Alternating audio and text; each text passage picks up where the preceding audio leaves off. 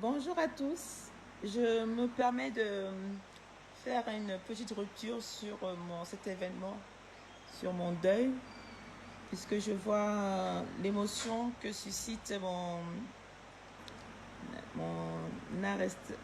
j'appelle ça arrestation, l'incident qui s'est passé tout à l'heure à Bana. Je vais bien, je vais vraiment très bien, et je vais juste vous rassurer qu'il n'y a rien, vraiment rien eu. Il y a eu du zèle de la part on va dire, d'un homme en tenue. Et ce zèle a entraîné un chamboulement de notre programme, de l'émotion au travers de l'émotion. Je vais vraiment bien. Il y a je pense que la hiérarchie a bien confirmé qu'il n'y avait aucun mandat d'arrestation contre ma personne. Certes, il y a un signalement, ce qui est normal, hein, c'est quand même un territoire, mais il n'y a pas de mandat d'arrêt, il n'y a pas de tout ça, et je vais vraiment bien. Je voudrais vraiment remercier tout le monde. J'ai vu toute l'émotion que ça a entraîné, j'ai vu ce cafouillage, j'ai compris la panique. J'ai compris la panique. Mais lorsqu'on m'a remis le visa, c'était pour que j'accompagne le corps de mon mari, Claude Bernard Tiani, un grand homme pacifique, un amoureux du Cameroun, et il ne pouvait ne pas être enterré sur la terre patrie, comme on dit. Donc vraiment, ne vous inquiétez pas. C'est vrai qu'il y a beaucoup de choses, que le combat que nous menons, c'est vrai que c'est un combat difficile, mais nous vivons dans un monde difficile, mais le Cameroun est un État. C'est un État, il y a des règles dans un État. Et je pense que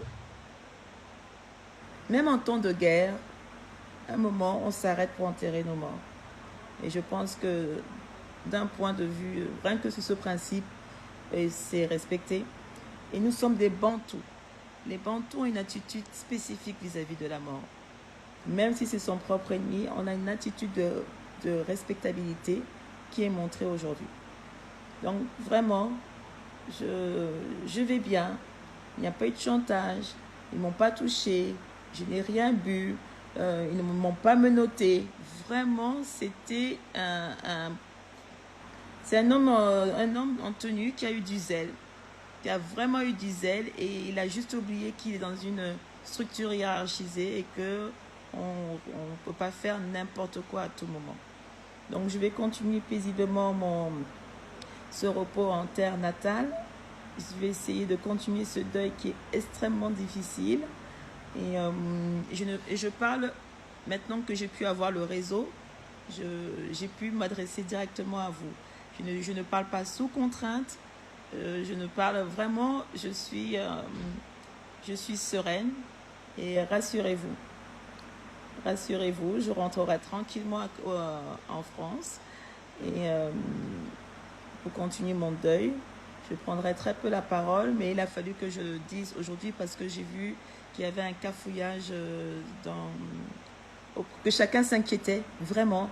J'ai vu beaucoup d'émotions et je voulais vous rassurer, je vais bien. Et pour vous rassurer encore, exceptionnellement, je peux vous montrer mon garde du corps, mon premier garde du corps, qui est mon fils aîné. Le voilà, le voici. Lève-toi, mon chéri.